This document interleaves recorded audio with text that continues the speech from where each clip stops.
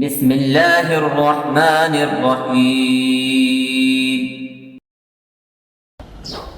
اما بعد فقد قال اللہ تبارک و تعالی اعوذ باللہ من الشیطان الرجیم بسم اللہ الرحمن الرحیم وَلَقَدْ آتَيْنَا لُقْمَانَ الْحِكْمَةَ أَنِ اشْكُرْ لِلَّهِ وَمَنْ يَشْكُرْ فَإِنَّمَا يَشْكُرُ لِنَفْسِهِ وَمَنْ كَفَرَ فَإِنَّ اللَّهَ غَنِيٌّ حَمِيدٌ وَإِذْ قَالَ لُقْمَانُ لِابْنِهِ وَهُوَ يَعِظُهُ يَا بُنَيَّ لَا تُشْرِكْ بِاللَّهِ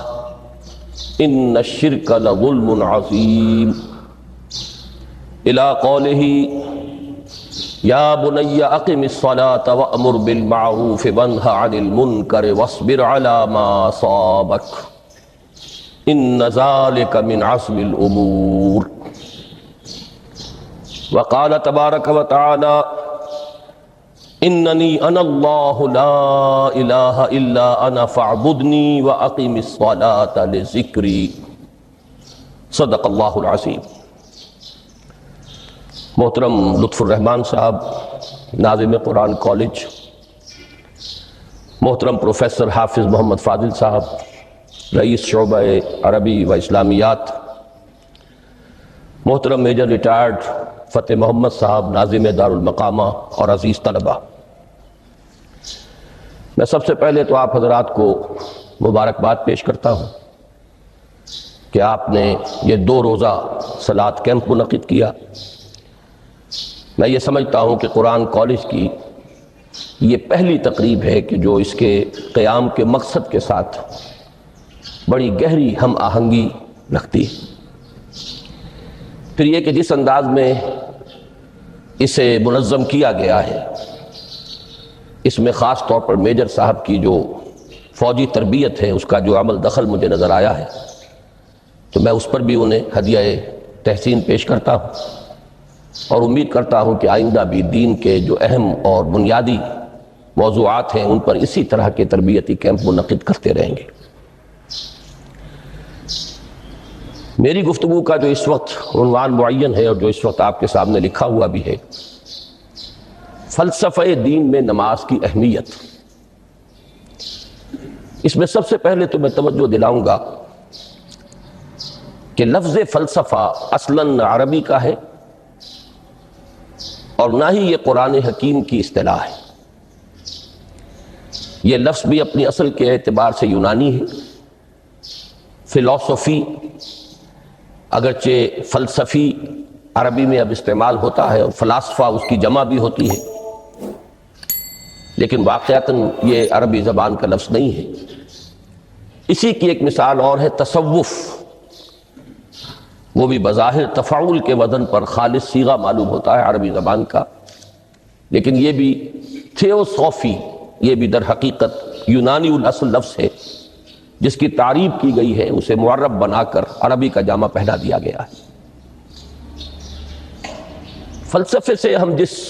علم یا جس شعبہ علم کو مراد لیتے ہیں، قرآن حکیم کی اصطلاح میں اس کے لیے لفظ حکمت ہے۔ اس کا مادہ ہا کاف میم، اور اس کا بنیادی مفہوم وہی ہے کہ جو اس سے جو ایک مشتق لفظ ہے استحکام، کسی شے کا مضبوط ہو جانا، پختہ ہو جانا، قوی ہو جانا، ایسی صلاحیت حاصل کر لینا کہ وہ اپنی حفاظت کر سکے، اپنے خلاف کسی بھی اقدام پر اپنا دفاع کر سکے۔ یہ ہا کاف میم کے مادے کا اصل مفہوم ہے۔ اور حکمت انسان کے فکر اور اس کے شعور کی پختگی کا نام ہے، اس لیے کہ انسان حیوانات سے ممیز کیا گیا ہے اگرچہ مختلف اعتبارات سے، لیکن یہ کہ اس میں سب سے اہم اعتبار یہ ہے کہ یہ حیوان عاقل ہے۔ اسی طریقے سے اسے حیوان ناطق کہا جاتا ہے، اور نطق اور عقل کا بڑا گہرا تعلق ہے اور ربط ہے، دونوں ایک دوسرے سے جڑے ہوئے ہیں۔ تو ہم کہیں گے شعور، عقل سے انسان کو شعور حاصل ہوتا ہے، اور نطق جو ہے اس کی بنیاد، اس کا سورس جو ہے وہ یہی شعور ہے۔ تو انسانی فکر کی پختگی، انسانی شعور کی پختگی، اس کے اندر ایسی صلاحیت کا پیدا ہو جانا کہ وہ حقائق تک رسائی حاصل کر سکے، اس میں اتنی قوت پیدا ہونا کہ وہ صحیح رخ پر، صحیح رخ سے موڑنے والے جتنے محرکات ہیں ان کے مقابلے میں اپنا دفاع کر سکے، یہ حکمت ہے۔ لہذا فلسفہ دین کی بجائے اب آپ اپنے ذہن میں حکمت دین کا لفظ رکھیں، اور اب غور کیجئے کہ حکمت دین میں صلاۃ کے مقام کو سمجھنے کے لیے ہمیں یہاں سے ابتدا کرنی چاہیے کہ حکمت دین کا سب سے بنیادی مسئلہ کون سا ہے۔ حکمت دین کا سب سے اہم، سب سے بنیادی، اولین مسئلہ معرفت خداوندی ہے۔ انسان اپنے رب کو پہچانے اور رب کو پہچان کر اپنے فطری جذبہ تشکر کو اس کی ذات سے وابستہ کر دے۔ یہ فطری جذبہ تشکر بھی آپ سمجھ لیجئے کہ یہ بھی نہ صرف انسان بلکہ حیوانات کا بھی خاصہ ہے کہ اگر ان کے ساتھ کوئی بھلائی کی جائے تو ایک خاص رد عمل ان کی طبیعت میں پیدا ہوتا ہے جسے ہم جذبہ شکر یا جذبہ تشکر سے تعبیر کر سکتے ہیں۔ حیوان کے پاس اگرچہ وہ زبان نہیں ہے کہ جس میں وہ اپنے اس جذبے کو الفاظ کا جامہ پہنا کر اپنے محسن کی خدمت میں پیش کر سکے، لیکن یہ کہ اگر کبھی کسی بھوکے پیاسے حیوان کو آپ نے کوئی غذا فراہم کی ہو یا پانی پلایا ہو اور پھر اگر آپ اس کی آنکھوں میں دیکھیں گے تو وہ جذبہ تشکر وہاں سے ابلتا ہوا محسوس ہوگا۔ یہ گویا کہ فطرت کا تقاضا ہے۔ حیوانات سے بلند تر سطح پر انسان ہے تو فطرت انسانی کا بڑا اساسی اور بنیادی تقاضا ہے کہ وہ اپنے محسن کا شکر ادا کرے، جس نے بھی اس کے ساتھ کوئی بھلائی کی ہو، خیر کیا ہو، اس کی کوئی احتیاج پوری کی ہو، اس کی کوئی ضرورت پوری کی ہو، اس کا وہ شکر بجانا ہے۔ تو یہ فطری جذبہ تشکر، مثلاً یہ کہ یہ بات غلط نہیں ہے کہ ہماری دنیا کا یہ سارا نظام جو ہے اس میں سورج کی حرارت کو بہت بڑا دخل حاصل ہے۔ ساری انرجی جو ہمارے پاس ہے اس کی سورس تو اصل میں وہ سولر انرجی ہے۔ لکڑی بھی آپ جلا کر اگر آگ کے ذریعے سے حرارت حاصل کرتے ہیں تو وہ بھی در حقیقت سورج ہی کی وہ حرارت تھی کہ جو اس لکڑی میں جذب ہوئی ہے، اس نے وہ صورت اختیار کی۔ فصلوں کو سورج پکاتا ہے، اس کی حرارت جو ہے وہی ان کے پکنے کا ذریعہ بنتی ہے۔ لہذا انسان نے یہ سمجھا کہ ہمارا سب سے بڑا محسن یہ ہے، لہذا اس کے آگے ہاتھ جوڑ دیے، اس کو سجدہ کیا، اسے معبود بنا لیا۔ اسی پر آپ قیاس کرتے چلے جائیے، جس جس چیز کے بارے میں احساس ہوا کہ اس کے ساتھ ہماری کوئی بھلائی وابستہ ہے، یہ ہمارے لیے کسی خیر کا ذریعہ ہے، اس کے سامنے انسان جھک گیا اور اس کے اظہار تشکر کے لیے اس نے مراسم عبودیت ایجاد کر لی۔ تو عقل انسانی کی اصل معراج یہ ہے کہ وہ اپنے اصل مربی کو پہچانے، اپنے اصل رب کی معرفت حاصل ہو جائے کہ یہ تمام مظاہر فطرت، مظاہر قدرت، اگرچہ یہ سب ہیں اس دنیا میں، اس کے نظام کو مختلف پہلوؤں سے ان کے ساتھ وابستہ کیا گیا ہے، لیکن یہ سب خود کسی اور کی ربوبیت کے مظہر ہے۔ کوئی اور ہے جو ان سب کا خالق ہے، کوئی اور ہے کہ جس نے ان کے لیے یہ سارا نظام بنایا ہے۔ تو ایک ہی چھلانگ میں انسان پھر وہاں پہنچتا ہے اور اپنے اصل رب اور مربی کو پہچان کر اب اپنے پورے جذبہ تشکر کو اس کی ذات کے ساتھ منسلک کر دیتا ہے۔ یہ میں نے خلاصہ عرض کیا آپ کے سامنے سورہ لقمان کے دوسرے رکوع کی اس پہلی آیت کا، جس میں اللہ تعالیٰ نے حضرت لقمان کے حوالے سے حکمت اور حکمت کا جو منطقی اور لازمی نتیجہ ہے، دونوں چیزوں کو بیان کر دیا۔ وَلَقَدْ آتَيْنَا لُقْمَانَ الْحِكْمَةَ أَنِ اشْكُرْ لِلَّهِ، ہم نے لقمان کو حکمت عطا کی کہ کر شکر اللہ کا۔ فطرت سلیمہ کا تقاضا شکر، محسن کے لیے، مربی کے لیے، اور عقل کی معراج اپنے اصل محسن اور مربی کو پہچان لینا، اسی کا نام حکمت ہے۔ حکمت عقل صحیح اور فطرت سلیمہ کے امتزاج سے وجود میں آتی ہے، جس کا نتیجہ شکر رب ہے یا معرفت رب تو یوں سمجھیے کہ حکمت دین کا اساسی مسئلہ یہ، باقی سارے مسائل اب یہیں سے آگے چلیں گے۔ اس کے لیے یہ بات اگر آپ نے منتخب نصاب کے وہ اسباق پڑھ لیے ہوں تو یہ چیزیں سامنے آ چکی ہوں گی کہ اس کے لیے قرآن کا اسلوب یہ ہے کہ آیات کے حوالے سے انسان کے اندر معرفت رب کو جگایا جاتا ہے۔ میں نے جگانے کا لفظ استعمال کیا ہے کہ قرآن کی حکمت یہ ہے کہ رب کی معرفت فطرت انسانی میں موجود ہے لیکن سوئی ہوئی، ڈورمنٹ ہے، اسے جگانا ہے، اسے ایکٹیویٹ کرنا ہے۔ اس کے لیے آیات آفاقی، ان فی خلق السماوات والارض واختلاف اللیل والنہار والفلک التی تجری فی البحر بما ینفع الناس الی آخر الآیہ۔ اسی طرح آیات انفسی وفی انفسکم افلا تبصرون، سنریہم آیاتنا فی الآفاق وفی انفسہم حتی یتبین لہم انہ الحق۔ لیکن ان آیات آفاقیہ کی طرف بھی صحیح نقطہ نظر سے متوجہ کرنے کے لیے اور انسان کے اندر کی اس سوئی ہوئی معرفت رب کو جگانے کے لیے سب سے زیادہ مؤثر آیات قرآنیہ ہیں، چونکہ یہ فطرت انسانی کے اندر کی ایک شے کو جگانے والی ہیں۔ یہی وجہ ہے کہ قرآن مجید اپنے آپ کو کہیں الذکر کہتا ہے، کہیں ذکرہ، کہیں تذکرہ۔ یہ تو یاد دہانی ہے، تمہارے اپنے اندر معرفت رب موجود تھی یا موجود ہے، لیکن یا تمہیں اس کا شعور نہ تھا، وہ تمہارے شعور کی سطح پر نہیں آئی تھی، یا یہ کہ آئی تھی لیکن پھر تم اسے بھول گئے ہو، ذہول کے پردے پڑ گئے۔ جیسا کہ علامہ اقبال نے کہا کہ کافر کی یہ پہچان کے آفاق میں گم ہے، تم پھر گم ہو گئے ہو۔ لہذا اس کو اجاگر کرنے کے لیے، تازہ کرنے کے لیے یہ آیات قرآنیہ ہیں، ان اندھیروں سے، گمشدگی کے اندھیروں سے نکالنے کے لیے، معرفت کی روشنی میں لانے کے لیے یہ آیات مبارکہ ہیں۔ هو الذی ينزل على عبده آیات بینات لیخرجکم من الظلمات الی النور، اندھیروں سے نکال کر روشنی میں لانے کے لیے اللہ نے اپنے بندے پر صلی اللہ علیہ وسلم یہ آیات بینات نازل کی ہیں۔ لیکن اب اس سے اگلا قدم ہے، اور اصل میں وہ ہے جو میری گفتگو کا موضوع ہے اس وقت۔ اس کے لیے یہ تمہید ضروری تھی کہ حکمت قرآن کا اور حکمت دین کا اولین، اہم ترین، سب سے اساسی، سب سے بنیادی مسئلہ ہے معرفت رب۔ اگر اس مرحلے کو انسان طے کر لے اللہ کے فضل و کرم سے، اسے اللہ کی معرفت بھی حاصل ہو جائے اور اس پر ایمان بھی میسر آ جائے، تو اب اس کے سامنے تین مسئلے اور ہیں، ان کو اچھی طرح آئیڈینٹیفائی کیجئے۔ پہلا مسئلہ یہ ہے کہ اس کی فکر صحیح مزید پیش قدمی کرے، آگے بڑھے۔ یہ تو اس کا سٹارٹنگ پوائنٹ تھا، رب کو پہچان لینا۔ ابھی تو اس سے آگے بڑھ کر اس فکر صحیح کو، بڑی بلندیوں کو چھونا ہے۔ جیسے کہ کلمہ طیبہ کی تمثیل بیان کی گئی قرآن مجید میں، کَشَجَرَةٍ طَیِّبَةٍ أَصْلُهَا ثَابِتٌ وَفَرْعُهَا فِي السَّمَاءِ۔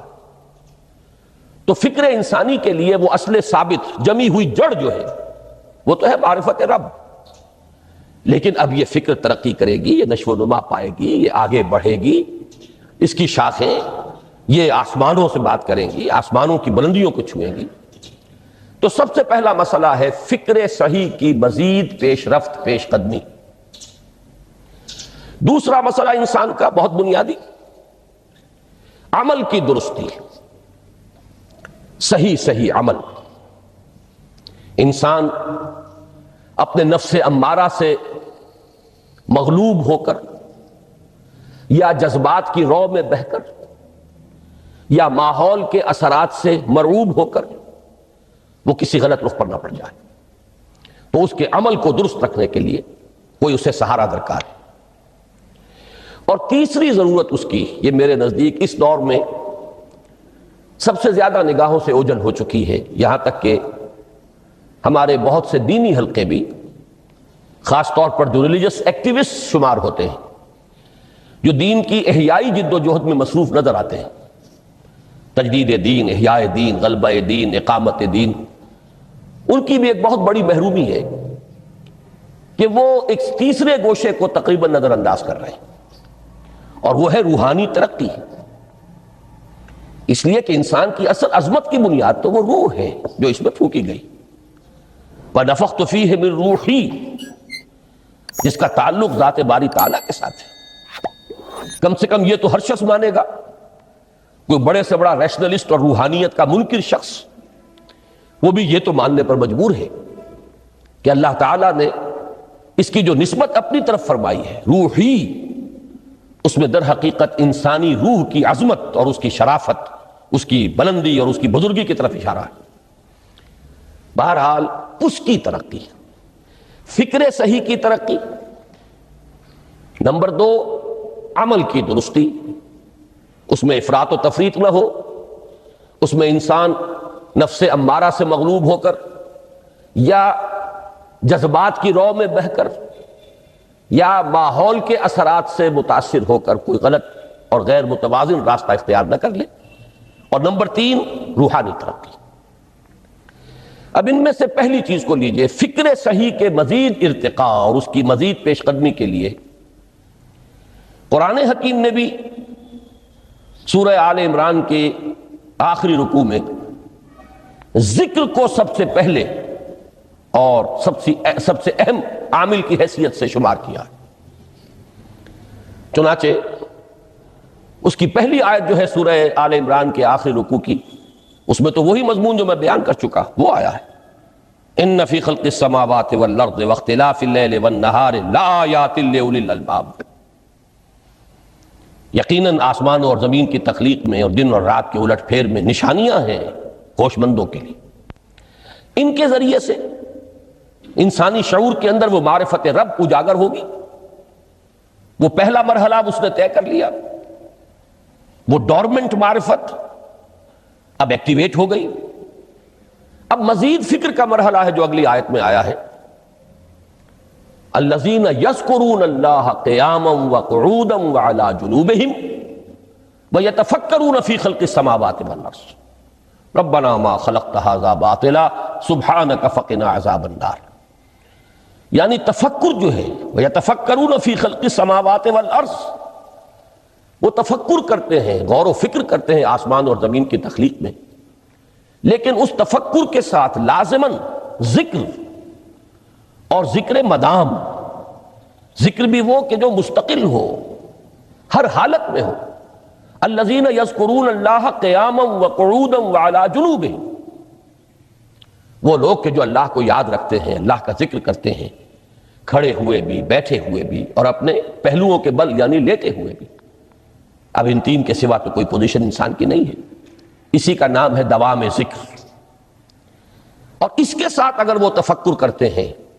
تو ان کا فکر اگلی منزل تک پہنچتا ہے۔ میں اس پر زیادہ بحث اس وقت نہیں کروں گا، اس وقت میں نے چونکہ وہ 3 باتیں بیان کی تھی، میں درجہ بدرجہ چاہتا ہوں کہ آگے بڑھوں اور ایک حد سے زیادہ کسی بھی مسئلے میں تجاوز نہ کروں۔ یہ جو بات سورہ آل عمران کی آخری رکوع کی اس دوسری آیت میں آئی ہے، اسی کو مولانا روم نے بیان کیا ہے بہت ہی سادہ لیکن بڑے پرمغز شعر میں، این قدر گفتیم باقی فکر کن، فکر اگر جامد بوت رو ذکر کن۔ اس قدر تو ہم نے تمہیں بتا دیا، سمجھا دیا، یہ بات تو آ گئی تمہارے عقل میں،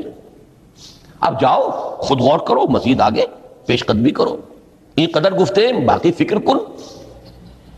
فکر اگر جامد بوت رو ذکر کن، فکر میں جمود آ جائے، فکر سست پڑ جائے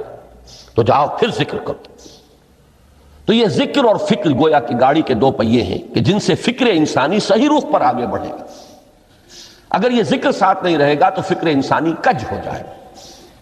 تاثریہ امیر و دیوار کج، پھر وہ فکر جو ہے وہ بلندی کو کتنے ہی پہنچ جائے لیکن وہ ٹیڑھی بلندی ہوگی، وہ صراط مستقیم پر پیش قدمی کرنے والا فکر نہیں ہوگا۔ اسی کو علامہ اقبال نے اپنے 2 اشعار میں، کیونکہ انہوں نے مولانا روم کو اپنا پیر بھی تسلیم کیا ہے، مرشد رومی، تو یہ فکر جو ہے، یہ خیال جو مولانا روم نے پیش کیا، اسی کو علامہ اقبال نے 2 اشعار میں میں سمجھتا ہوں کہ مزید شکوہ کے ساتھ، مزید خوبصورت اور حسین انداز میں پیش کیا ہے۔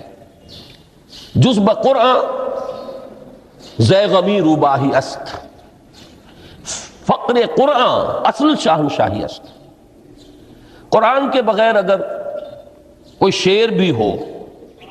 تو تو وہ بھی اصل میں لومڑی ہے، اس کی کوئی حقیقت نہیں ہے، اس لیے کہ اصل شاہنشاہی جو ہے وہ تو فقر قرآن ہے۔ اب فقر قرآن کیا ہے؟ فقر قرآن اگر آپ لکھا ہوا دیکھیں گے اس کو تو اس کے آگے یہاں اب سوالیہ نشان آ جائے گا۔ فقر قرآن یعنی سوچو فقر قرآن کیا ہے، اور جواب ہے اختلاط ذکر و فکر۔ فقر قرآن امتزاج سے وجود میں آتا ہے کہ اس میں ذکر بھی ہو فکر بھی ہو، اور فکر را کامل نہ دیدم جز بے ذکر، میں نے فکر کو کبھی بھی اپنی منزل مقصود تک پہنچتا ہوا نہیں پایا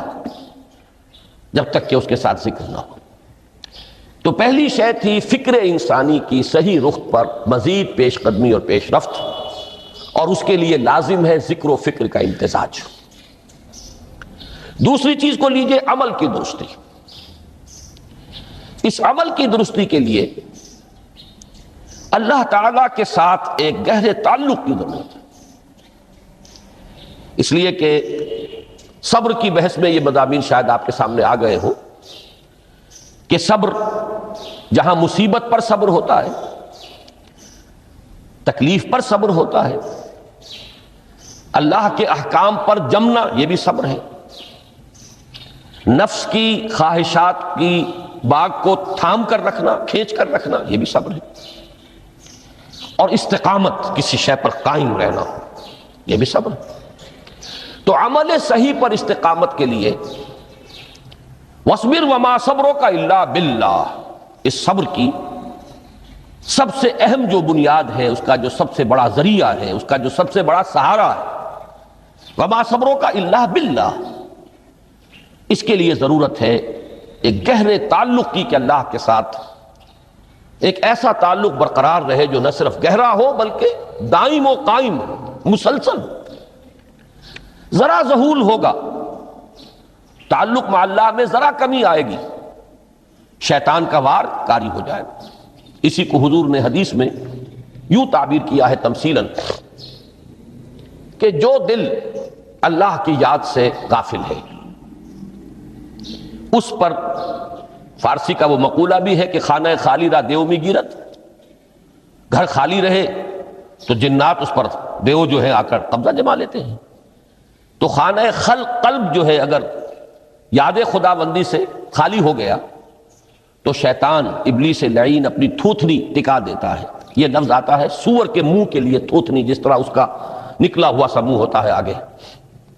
تو یہ لفظ استعمال کیا گیا کہ وہ اپنی تھوتنی انسان کے دل پر جما کر اور پھوکے مارنی شروع کر دیتا ہے۔ تو شیطان کو موقع ہی تب ملتا ہے جب انسان کے تعلق مع اللہ کے اندر کمی ہو، وہ خانہ بالکل خالی ہو گیا ہو یا اتنا ضعیف ہو گیا ہو کہ کل عدم ہو جائے، گویا کہ نہیں۔ تیسری چیز کی طرف آئیے، روحانی ترقی۔ روحانی ترقی کے لیے میں ایک اصطلاح کے سامنے لا رہا ہوں، اس سے مراد کیا ہے؟ روحانی ترقی کے لیے ہماری دینی اصطلاح ہے تقرب الی اللہ، اللہ سے قریب تر ہوتے چلے جانا۔ اس پر میرا ایک کتابچہ بھی ہے، تقرب الی اللہ کے دو مدارج، دو درجے، جو در حقیقت ایک حدیث نبوی علیہ الصلوۃ والسلام ہی پر مبنی ہے کہ حضور نے ایک درجہ قرار دیا ہے تقرب بالفرائض، فرائض کے ذریعے سے انسان اللہ کا قرب حاصل کرے۔ ایک ہے تقرب بالنوافل، نوافل کے ذریعے سے اللہ کا قرب حاصل کرے۔ ان میں کیا نسبت و تناسب ہے، اہمیت کے اعتبار سے کون بڑھ کر ہے، بلندی کے اعتبار سے کون بڑھ کر ہے، یہ تمام مسائل میں نے اپنی اس تقریر میں بیان کیے تھے جو اس کتابچے میں شائع ہوئی ہے۔ اس وقت میں اس کی تفصیل میں نہیں جا رہا، صرف یہ تذکرہ اس لیے کر رہا ہوں کہ جن کو بھی خواہش ہو جائے وہ اس کا مطالعہ کرے۔ ہماری اس وقت کی گفتگو سے وہ کتابچہ اس جگہ پر منسلک ہوگا۔ تو تقرب الی اللہ، یہ تقرب کوئی فزیکل فینومینن نہیں ہے، جسمانی یا مادی مسئلہ نہیں ہے۔ اللہ سے قرب یہ نہیں ہے کہ کوئی کروڑوں میل کا فاصلہ ہے، اب ہمیں کوئی رسی پر چڑھنا ہے اوپر بڑی محنت اور مشقت سے، فصل تو ہے ہی نہیں، فاصلہ ہے ہی نہیں، بعد ہے ہی نہیں۔ نحن اقرب الیہ من حبل الورید، ہم تو انسان سے اس کی شہ رگ سے بھی زیادہ قریب ہیں۔ ہوا معکم اینما کنتم، وہ تو تمہارے ساتھ ہی ہوتا ہے جہاں کہیں بھی تم ہو، بس صرف یہ کہ تمہاری توجہ نہیں ہوتی، تم اور چیزوں میں مشغول و مصروف رہتے ہو، تم ہماری طرف دھیان ہی نہیں دیتے، تم ہماری طرف متوجہ ہی نہیں ہوتے۔ ہم تو مائل بے کرم ہیں، کوئی سائل ہی نہیں، راہ دکھلائیں کسے رہنو منزل ہی نہیں۔ انسان جب متوجہ ہو جاتا ہے اور بڑھتا ہے، آگے پیش قدمی کرتا ہے روحانی اعتبار سے، تو یہ ہے در حقیقت تقرب اللہ، اور اسی کو ہم کہیں گے روحانی ترقی۔ اب ان تین چیزوں کو اگر آپ نے ذہن میں جما لیا، پھر میری بات کی ترتیب اس کو ذہن میں قائم کیجئے۔ ہم چلے کہاں سے؟ کہ دین کے ساتھ اصل مناسبت فلسفے کی نہیں، حکمت کی۔ نمبر 2، حکمت قرآنی کا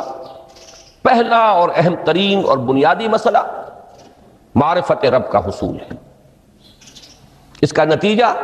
شکر خداوندی ہے، اس کا ذریعہ آیات آفاقی، آیات انفسی، اور سب سے بڑھ کر آیات قرآنیہ ہیں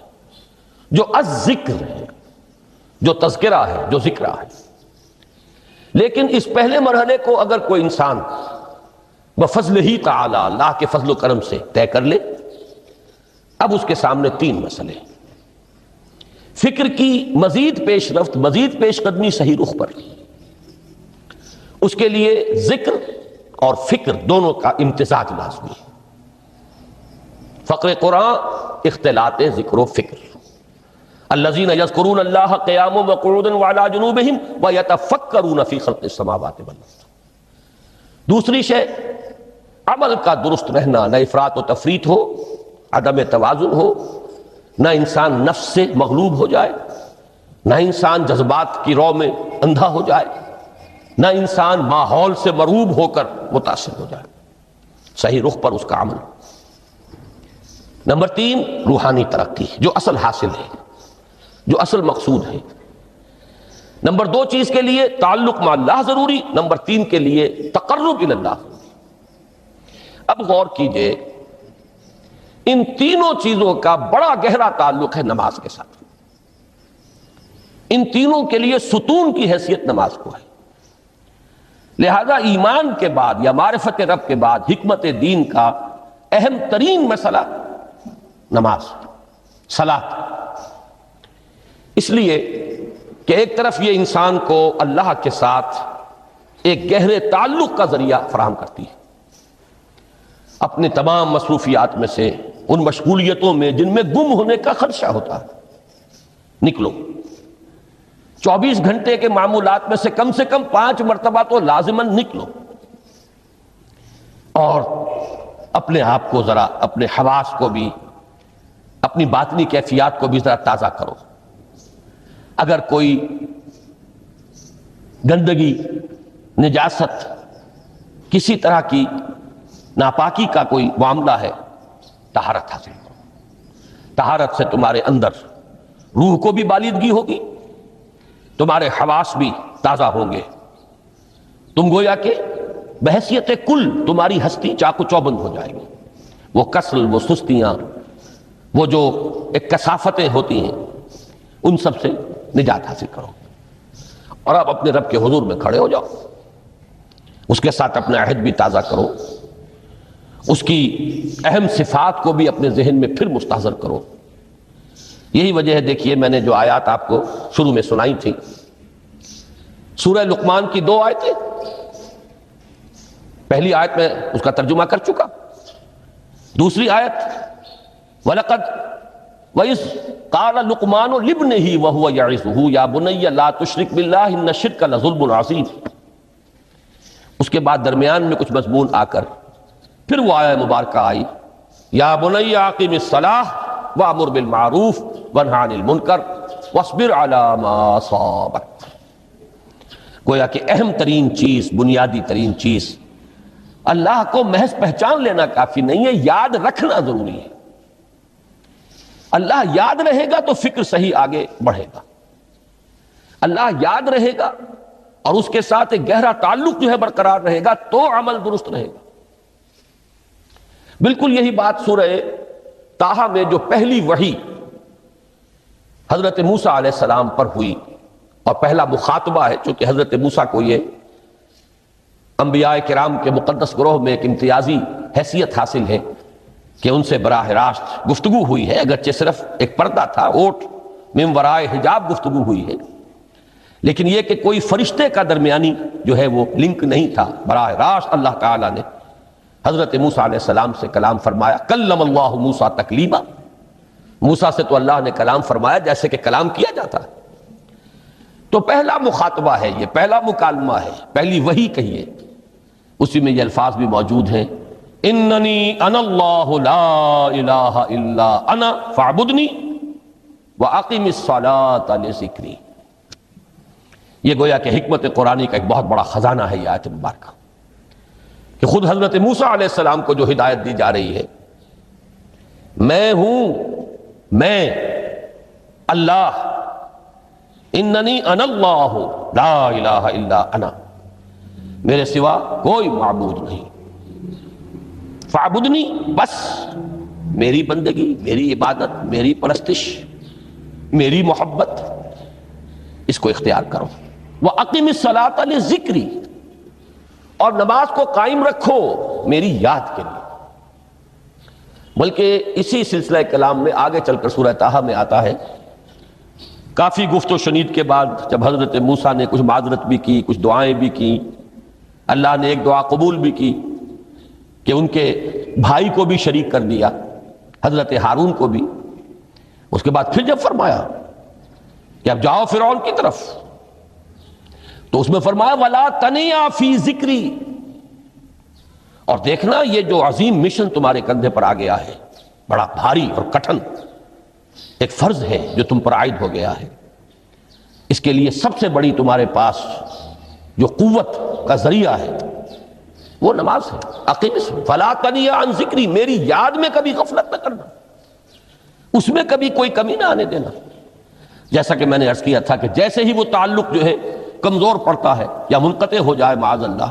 تو پھر انسان گویا کہ شیطان کے لیے ایک لقمہ تر بن جاتا ہے۔ اب آپ غور کیجئے، تیسری شے تقرب الی اللہ،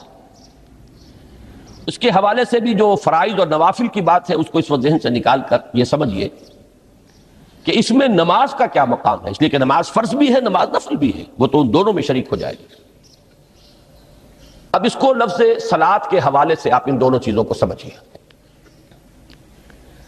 صاد لام واو یا یہ چونکہ حروف علت ایک دوسرے سے بدلتے رہتے ہیں، یہ جو مادہ ہے اس کی جو خالص لغوی اصل ہے، جو خالص عربی زبان میں اس کا بنیادی مفہوم ہے، وہ آگ جلانا یا آگ تاپنا یا آگ سینکنا، حرارت حاصل کرنا۔ لہذا بار بار آتا ہے جہنم کے ذکر میں، اسلوہا، اب جلو اس میں، تاپو اس کو، یہ سینکے گی تمہیں۔ بلکہ تفتلون کا لفظ آیا ہے حضرت موسیٰ کے کلام میں، جب وہ گئے تھے کوہ طور پر، جب پہنچ گئے تو تھے آگ تک کی تلاش میں، لعلکم تستلون، تو اپنے اہل خانہ سے یہی کہا تھا کہ مجھے کہیں وہ روشنی نظر آ رہی ہے، غالباً کوئی وہاں سے آگ مل سکے گی، ورنہ یہ کہ کوئی رہنمائی کو رستہ مجھے مل سکے گا، میں وہ آگ لے آؤں گا، کوئی چنگاری وہاں سے لے آؤں، لعلکم تستلون، تاکہ تم، اب یہ اصطلاح در حقیقت باب افتعال ہے، اور یہ تے یہاں پر توئے کی شکل اختیار کر گئی، تا نے توبن کی صورت اختیار کی صاد کی وجہ سے۔ بہرحال اس کا سب سے بنیادی مفہوم جو ہے وہ ہے تاپنا، سکائی حاصل کرنا، حرارت۔ اس کے حوالے سے سمجھ لیجئے کہ سب سے بنیادی تعلق اس کا جو ہے وہ روح کے ساتھ ہے۔ روح میں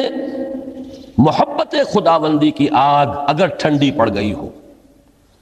اگر محبت خداوندی کی حرارت میں کمی ہو رہی ہو،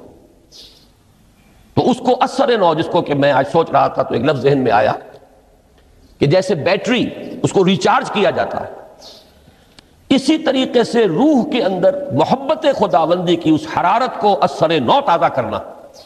یہ ہے در حقیقت نماز کا اصل مقصد۔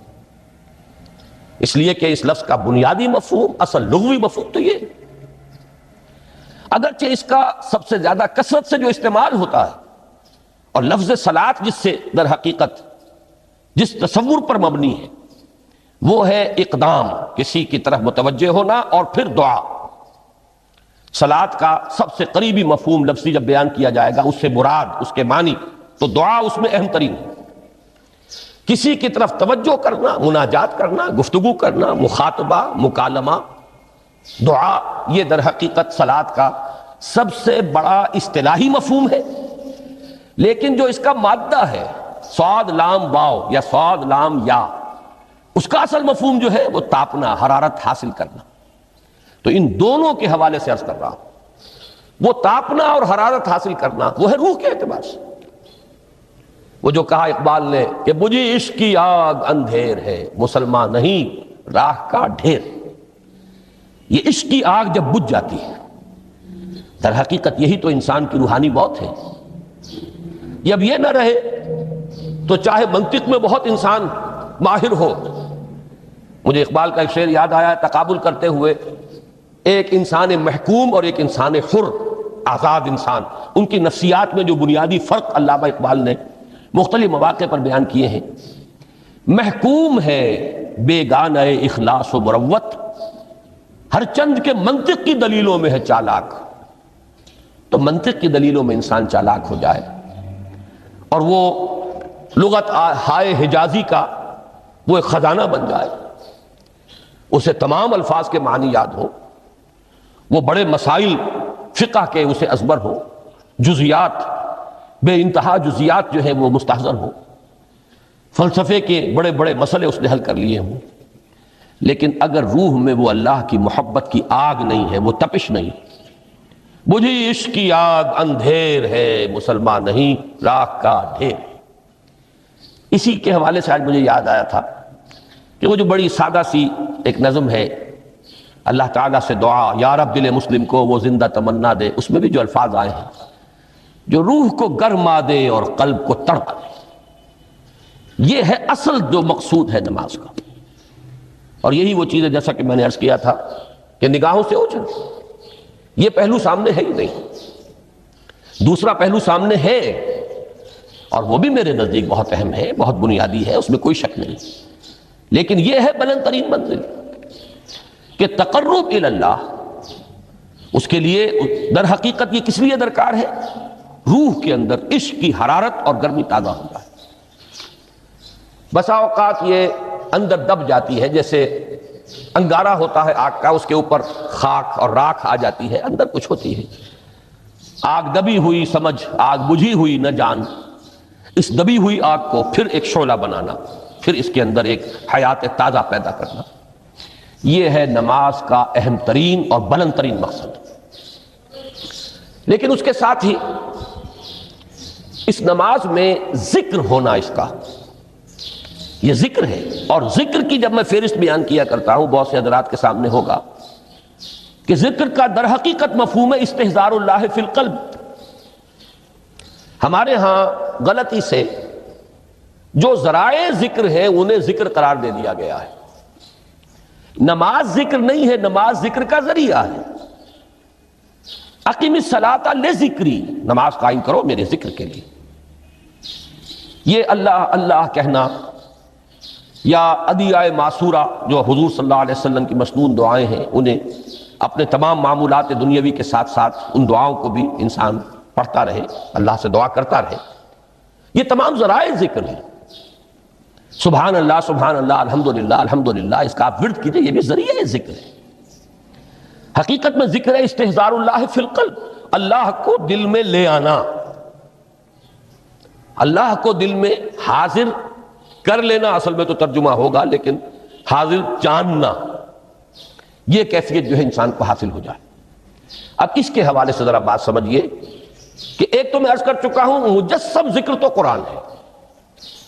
لہذا ذکر کی فہرست جب آپ کریں گے ذرائع ذکر تو ان میں سب سے پہلے قرآن آئے گا، اس لیے کہ وہ ہماری حکمت کے پہلے مسئلے کو حل کر رہا ہے، بنیادی مسئلہ، اہم ترین مسئلہ۔ دوسرے نمبر پر ذکر جو ہے، اب اس کے لیے کچھ اصطلاحات جو میرے مختلف دروس میں شاید آپ کے سامنے بعد میں آئیں یا پہلی آ چکی ہوں، ان کے حوالے سے میری بات سمجھیے۔ ایک ذکر غیابی ہے، تھرڈ پرسن میں، صیغہ غائب میں اللہ کی یاد کرنا، اللہ اکبر اللہ اکبر اللہ اکبر۔ ابھی اللہ اکبر جو ہے یہ جملہ ہے اسمیہ خبریہ ہے، ایک حقیقت کی تکرار آپ کر رہے ہیں، اللہ سب سے بڑا ہے، اللہ سب سے بڑا ہے، سبحان اللہ سبحان اللہ سبحان اللہ۔ یہ در حقیقت ذکر غیابی ہے کہ آپ اس میں مخاطب نہیں ہیں اللہ سے، ایک ذکر خطابی کہیں یا ذکر حضوری کہیں جس میں مکالمہ ہوتا ہے، جس میں گفتگو ہوتی ہے۔ تو نماز در حقیقت ذکر حضوری اور ذکر خطابی کی بلند ترین شکل ہے۔ اس لیے میں نے عرض کیا تھا کہ نماز کے لفظ یا صلاۃ کے لفظ، یہ اصطلاحی معنی جو اکثر و بیشتر کیے جاتے ہیں وہ ہے دعا، اور دعا میں ہوتا کیا ہے؟ مکالمہ ہے، مخاطب، اے اللہ، اے میرے رب، اے پروردگار۔ پھر یہ کہ اس میں اقدام اور کسی کی طرف متوجہ ہونا، یہی وجہ ہے کہ افتتاح صلاۃ، نماز کو شروع کرنے کے لیے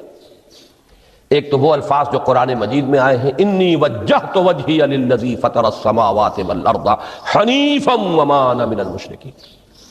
یہ ہے توجہ کا ارتکاز،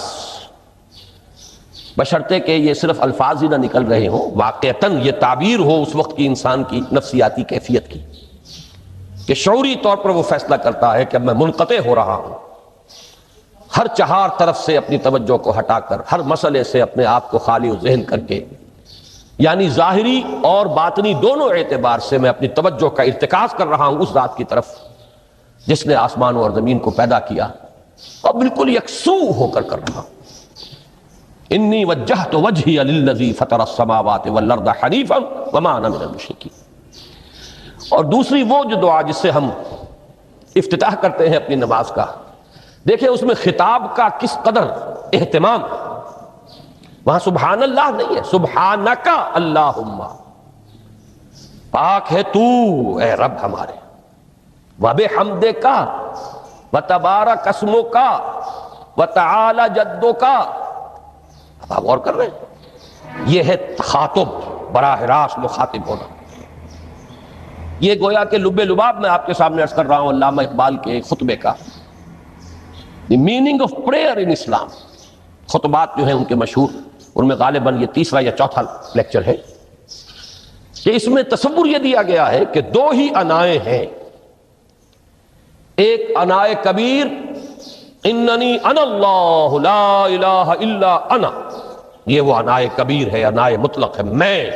بہت بڑی میں، جس کو کہ علامہ اقبال نے کہا دی بگ آئی ایم۔ یہ بگ آئی ایم جو ہے وہ سورہ طٰہٰ کی اس آیت میں ہے، اور میرے علم کی حد تک کوئی اور مقام نہیں ہے جس میں اس قدر جلال ہو۔ اللہ نے اس طور سے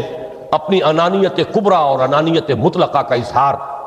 اس بلند آہنگ کے ساتھ کیا ہو، اننی انا اللہ لا الہ الا انا۔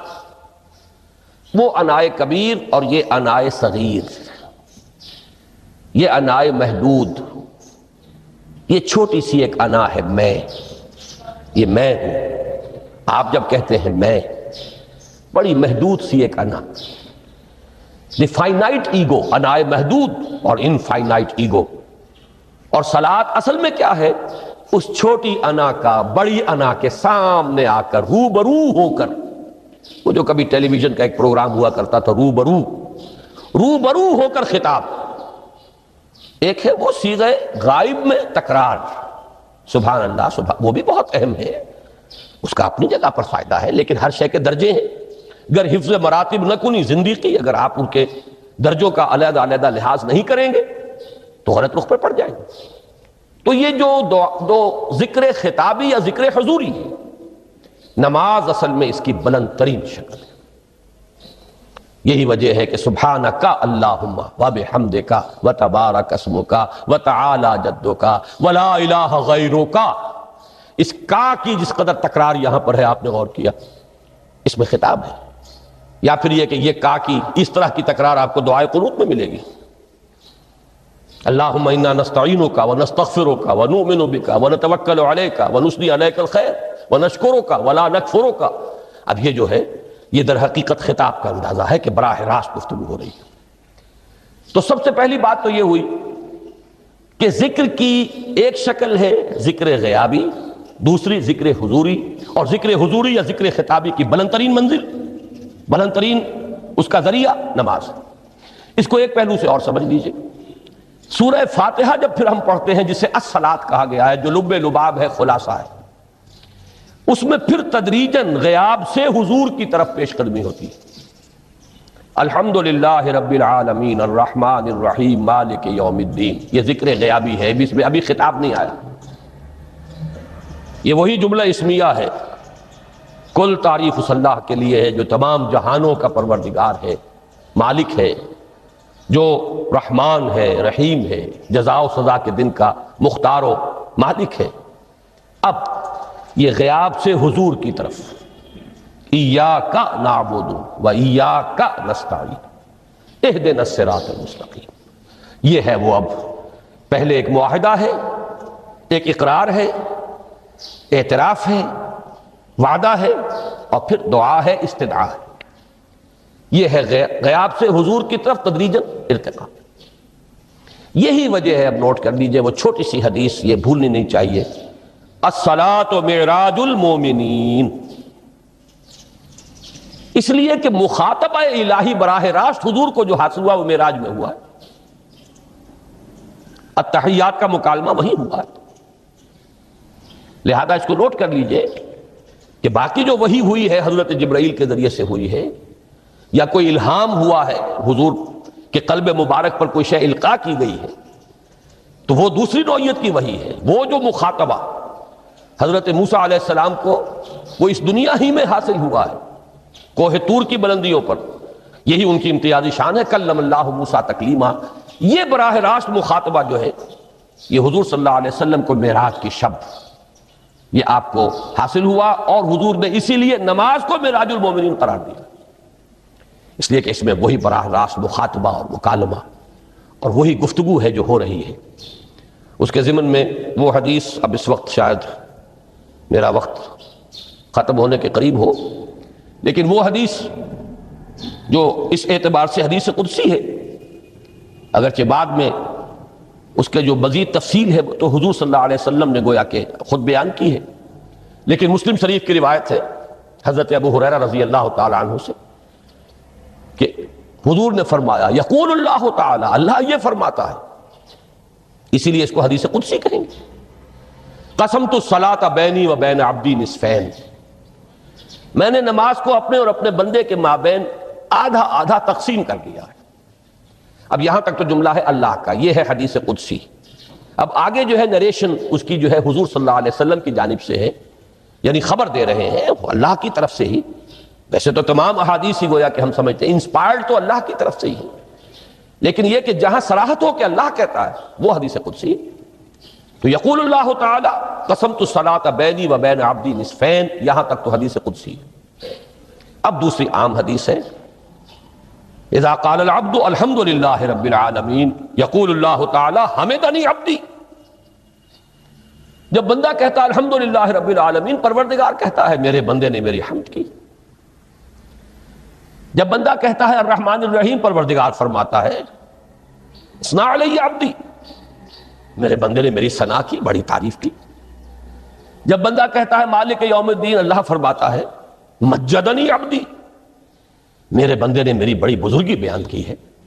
تمجید کی ہے۔ پھر جب بندہ کہتا ہے ایاک نعبد و ایاک نستعین، اللہ فرماتا ہے ھذا ما بینی و بین عبدی ولعبدی ما سأل، یہ ہے میرے اور میرے بندے کے درمیان۔ یہ تو معاہدہ ہے نا، معاہدے میں تو دو فریق جکڑے جاتے ہیں، بند جاتے ہیں۔ یہ میرے اور میرے بندے کے درمیان ہے، اور میرے بندے نے جو طلب کیا میں نے دیا، اس لیے کہ اس میں طلب بھی تو ہے، ایاک نستعین، تیری مدد چاہتے ہیں، یہ طلب ہے۔ اسی کی شرح ہے جو اب آخری 3 آیتیں ہیں، پروردگار ہم تیری مدد چاہتے ہیں، پروردگار ہم تیری ہی بندگی کرتے ہیں اور کریں گے، اور تیری ہی مدد چاہتے ہیں، چاہیں گے۔ اگر حال میں اس کا ترجمہ کریں گے زمانہ حال کے اعتبار سے، اس لیے کہ فعل مضارع میں تو دونوں موجود ہیں، شامل ہیں، تو یہ ایک اعتراف ہے، اظہار حال ہے۔ اللہ کرے کہ وہ واقعتاً صحیح اظہار حال ہو، ہم واقعی اللہ کی بندگی کرتے ہوئے یہ کہیں کہ ایاک نعبد، ورنہ اگر ہماری اصل صورتحال سے وہ مطابقت نہ رکھتا ہو تو پھر تو ایک طرح کا جھوٹ ہو جائے گا، غلط بیانی ہو جائے گی۔ ایاک نعبد، تیری ہی بندگی کرتے ہیں، اور مستقبل میں کیجئے، کریں گے، یہ ہے عہد، تیری ہی مدد چاہتے ہیں، تجھی سے مدد طلب کرتے ہیں، تجھی سے مدد چاہتے رہیں گے۔ اس کے لیے فرمایا وَلِعَبْدِ مَا سَأَلَ، اور پھر اس کے بعد وہ استدعا ہے، اهْدِنَا الصِّرَاطَ الْمُسْتَقِيمَ صِرَاطَ الَّذِينَ أَنْعَمْتَ عَلَيْهِمْ غَيْرِ الْمَغْضُوبِ عَلَيْهِمْ وَلَا الضَّالِّينَ۔ اس حدیث میں اس کو ایک ہی جملے کو لیا گیا ہے، ایک ہی جملے کی حیثیت سے۔ جب بندہ یہ کہتا ہے تو اللہ فرماتا ہے هَذَا لِعَبْدِي وَلِعَبْدِي مَا سَأَلَ، یہ خالص میرے بندے کے لیے ہے، اس بندے نے ایک درخواست پیش کی ہے اور میں نے گرانٹ کی، وہ اپلیکیشن، وہ ریکویسٹ گرانٹڈ، ہم نے دے دی، وَلِعَبْدِي مَا سَأَلَ۔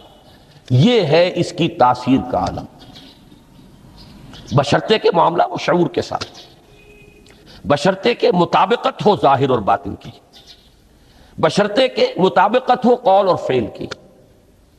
تو اس کا اتنا اونچا مقام ہے کہ ایک ایک جملہ ادھر ادا ہوا، ادھر اللہ کی طرف سے ریسپانس مل رہی ہے۔ افلاک سے آتا ہے نالوں کا جواب آخر، اٹھتے ہیں حجاب آخر، کرتے ہیں خطاب آخر، یہ خطاب ہے، مخاطبہ ہے، مکالمہ ہے، یہ ہے اصل نماز۔ اسی لیے اسی کو کہا گیا نماز۔ البتہ اب اس سے آگے بڑھیے، ذکر کی ایک اور شکل بھی ہے، اور وہ ذکر عملی ہے۔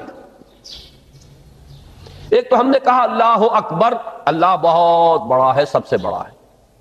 یہ جیسا کہ میں نے عرض کیا ایک اعتبار سے تو ذکر غیابی ہو گیا۔ دوسرے یہ کہ یہ ایک فکری لسانی ذکر ہے، ہم نے کہہ دیا۔ ایک ہے اسی کے ساتھ ایک عملی ڈیمانسٹریشن، جب یہ کہتا ہوا انسان سیدھا سجدے میں گرتا ہے تو در حقیقت یہ اس اللہ اکبر کی تعمیل ہو رہی ہے۔ لہذا نماز میں جہاں ذکر غیابی بھی ہے، سورہ فاتحہ کی پہلی 3 آیات،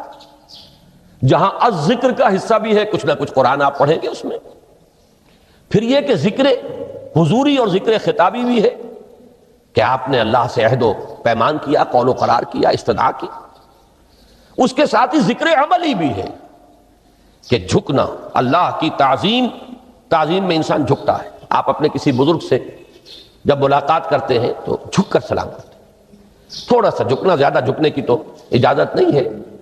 لیکن یہ کہ تھوڑا سا خم آتا ہے، یہ بھی طبیعت کی بات ہے۔ میں سمجھتا ہوں فطرت میں جیسے شکر ہے ویسے ہی اس قدر تعظیم تو فطرت انسانی میں موجود ہے۔ آپ استاد کے سامنے آئیں گے، تھوڑا سا خم کھائیں گے،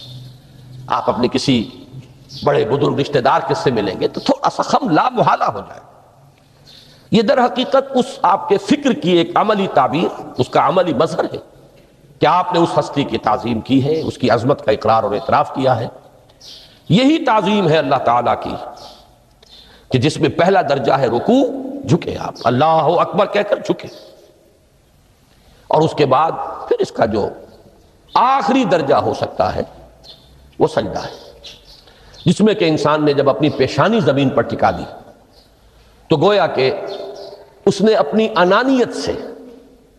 اگر یہ شعور کے ساتھ ہوا ہو تب میں بات کہہ رہا ہوں، تو گویا کہ اس نے اپنی انانیت سے کامل دستبرداری اختیار کر کے اور اپنے آپ کو اپنے رب کے قدموں میں ڈال دیا۔ یہی وجہ ہے کہ حضور نے اس کو تعبیر فرمایا ہے کہ جب سجدہ کرو تو یوں محسوس کرو کہ تم نے اپنا سر اپنے رب کے قدموں میں رکھ دیا۔ یہ کیفیت ہونی چاہیے۔ اور چونکہ میں نے ابھی عرض کیا کہ یہ در حقیقت انسان کی انانیت، میں، میری مرضی، میری خواہش، میری پسند، میری عقل، میری منطق، میرا چوائس، میرا اختیار، یہ سب چیزیں ہی تو در حقیقت جو ہمارے اندر ایک مضمر ہے شیطنت، اس شیطنت کا مظہر یہی تو ہے۔ جب اس کو انسان اپنے ہاتھوں اپنے رب کے قدموں میں رکھ دیتا ہے تو در حقیقت اسی لیے اس کو تعبیر کیا گیا کہ اقرب ما یکون العبد الی ربہ فی السجود، بندہ اپنے رب سے قریب ترین جو ہوتا ہے وہ سجدے میں ہوتا ہے، بشرطے کہ وہ سجدہ واقعی سجدہ۔ اس میں حقیقت یہ ہے کہ اقبال کا وہ شعر بڑی صحیح تعبیر ہے، وہ سجدہ روح زمین جس سے کانپ جاتی تھی، یہ ہے اصل میں تعبیر۔ اسی کو آج ترستے ہیں ممبر و محراب، سجدوں پر سجدے اور رکعتوں کے ڈھیر لگ گئے ہوں، اور 17 رکعتیں پوری نماز عشاء کی انسان نے ادا کی ہوں گن گن کر، اور 17 رکعتوں میں آپ کو معلوم ہے 34 تو سجدے ہو ہی گئے، تو سجدوں پر سجدے اور رکعتوں کے ڈھیر، لیکن یہ کہ اگر وہ کیفیت آپ کے صحیح عکاسی نہیں کر رہی ہے آپ کے ذہن کی، آپ کی نفسیاتی کیفیت کی، آپ کی قلبی کیفیت کی، آپ کے شعور کی، تو پھر ٹھیک ہے، ثواب تو ملے گا اس نماز سے بھی، اس لیے کہ ثواب کا نہ ملنا تو ظلم ہوگا، سوائے ایک بات کہ اس میں اگر کوئی ریاکاری ہے، دوسروں کو دکھانے کے لیے نماز پڑھی گئی ہے، تو ریاکاری تو زیرو کے مانند ہے کہ اس سے جو شے ضرب کھاتی ہے زیرو ہو جاتی ہے۔ 1 کروڑ کی تعداد عدد کو آپ زیرو سے ضرب دے زیرو ہو گئے، تو ریاکاری تو زیرو کر دینے والی شے، بلکہ زیرو ہی نہیں کرتی، وہ شرک تک پہنچا دیتی ہے۔ من صلی یرائی فقد اشرکا ومن صام یرائی فقد اشرکا ومن تصدق یرائی فقد اشرکا، جس نے دکھانے کے لیے نماز پڑھی اس نے شرک کیا، جس نے دکھانے کے لیے روزہ رکھا اس نے شرک کیا، جس نے دکھانے کے لیے صدقہ خیرات کیا اس نے شرک کیا۔ لیکن یہ کہ اگر یہ بات نہیں ہے، اگر ریاکاری نہیں ہے، کوئی بدنیتی نہیں ہے، تو ایک شخص نے وقت نکالا ہے، اسی وقت میں وہ اپنا کوئی اور کام کر سکتا تھا، کوئی 2-4 پیسے کما سکتا تھا، کوئی اور دھندا دنیا کا جو ہے کرتا، لہذا اگر وہ نہیں ہے، ریا نہیں ہے، تب اس کا اجر تو لازم ہے، اس نے کچھ نہ کچھ ڈیووٹ کیا ہے، کچھ نہ کچھ سیکریفائس کیا ہے، کچھ نہ کچھ قربانی دی ہے۔ لیکن یہ کہ پھر وہ نماز یہ نہیں ہے، وہ سجدہ روح زمیں جس سے کانپ جاتی تھی اسی کو آج ترستے ہیں منبر و محراب۔ وہ سجدہ واقعتاً انسان اشرف المخلوقات وہ جب اپنے اس گہرے شعور اور احساس کے ساتھ سر بسجود ہوتا ہے تو یہ ہے اقرب ما یکون العبد الی اللہ فی السجود، قریب ترین جو بندہ ہوتا ہے اللہ سے وہ سجدے کی حالت میں ہوتا ہے۔ یہ میں نے 3 چیزوں کے حوالے سے اب آپ کے سامنے باتیں رکھی ہیں کہ پہلی منزل معرفت رب کا حصول، اللہ پر ایمان اور شکر خداوندی، اس کی لذت کا حاصل ہو جانا۔ اس کے بعد اب 3 ضرورتیں ہیں، فکر صحیح کی مزید پیش قدمی صحیح رخ پر، اس کے لیے جہاں فکر درکار ہے وہاں ذکر بھی درکار ہے، اور اس ذکر کی جامع ترین صورت نماز ہے۔ نمبر 2، انسان کے عمل کے درست رہنا، اس لیے کہ ذرا سا قرآن مجید میں سورہ اعراف میں نقشہ کھینچا گیا ہے ایک شخص کا، اس کا نام تو وہاں نہیں ہے، بلعام بن باعورہ، ویسے تورات میں اس کا ذکر ہے اور اس نام کے ساتھ ہے، بہت بڑا عالم تھا، بہت بڑا فاضل۔ قرآن کے الفاظ ہیں ہم نے اسے اپنی آیات عطا کی تھی، آتیناہ آیاتنا، اور ہم چاہتے تو اسے ابھی اور ترفع اور بلندی عطا کرتے، وَلَوْ شِئْنَا لَرَفَعْنَاهُ بِهَا وَلَكِنَّهُ أَخْلَدَ إِلَى الْأَرْضِ، لیکن وہ تو زمین ہی کی طرف دھنستا چلا گیا، اور کوئی ایک لغزش انسان کے لیے سارے کیے دھرے پر پانی پھر سکتی ہے، ذرا سا عدم توازن اس کے رخ کو ٹیڑھا کر دے گا، اور جب ایک دفعہ ٹیڑھ ہو گئی تو شروع میں تو زاویہ جو ہے چاہے وہ 10 درجے کا ہی ہو، لیکن جیسے جیسے عمل کی وہ پیش قدمی ہوگی فاصلہ بڑھتا چلا جائے گا، انحراف شدید سے شدید تر ہوتا چلا جائے گا۔ اب اس عمل کی درستی کے لیے بھی لازم ہے تعلق مع اللہ، اس تعلق مع اللہ کا بھی سب سے بڑا ذریعہ نماز۔ تیسری چیز، السلام علیکم سامعین، ڈاکٹر اسرار احمد صاحب کے مزید بیانات سننے کے لیے ہمارے چینل صدائے ایمان کو سبسکرائب کیجیے۔